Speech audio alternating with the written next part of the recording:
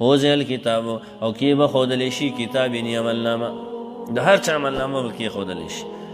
نو فتر المجرمین ویني به ته مجرمانو لره مشفقین چې یریږي به دغه وخت کې به راج د نیک عمل وي د مسلمانانو راج به او هر چې مجرمان نو هغوی به یریږي مما فیه د هغه بدو عملونو نه چې دوی په دې عملنامه کې دي. ویقولون او دوی به وایي یا ویلتنا های افسوس زمونږ دې عملنامې لره. کافر به څه وایي؟ فاسق به څه وایي؟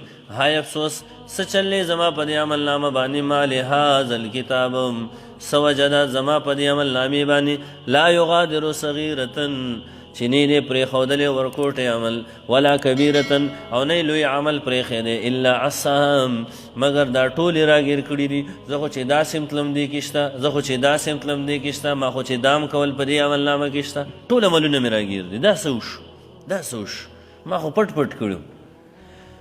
ووجدوا ما عملوا حاضرا او اوبمې دوی هغه عملونه چې دوی کړي دي بالکل به حاضري بالکل به حاضري. ولا یظلم ربک او ظلم نه کوي ستا رب احدا به هیچا باندې.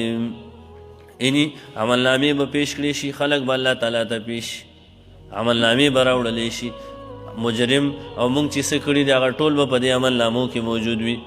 نو په دغه وخت کې به بیا مؤمن خو به خوشحاله وي یو بل ته وایي ها امقرؤ کتابیه ها امقرؤ کتابیه راشئ زما عملنامې ته وګورئ ما خو کارنامه کړې ده زه خو کامیاب شم.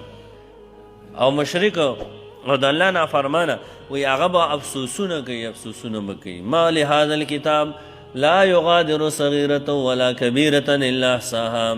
دا خو ساجیبه کتاب دی دی خو نه زما وړه ګناه پرېښې ده نه یې غټه ګناه پرېښې ده هغه ټول هر څه په دې کې موجود دي ټول عملونه زما حاضر دي ټول هر څه به الله تعالی ذهن کې راولي چېرې دا مې رښتیا کړو دا مې رښتیا کړو د انکار به هېڅ وجه نه وي. ولا یظلم ربک احدا او ستا رب په چا باندې هم ظلم نه کوي. نو الله رب العزت به د قیامت پر ورځ حساب کوي او ظلم نه کوي. ځکه ظلم نه کوي چې موږ ته هر څه په دنیا کې بیان کړي دي چې اوس یې موږ نه کوو د چا نقصان زموږ خپل نقصان.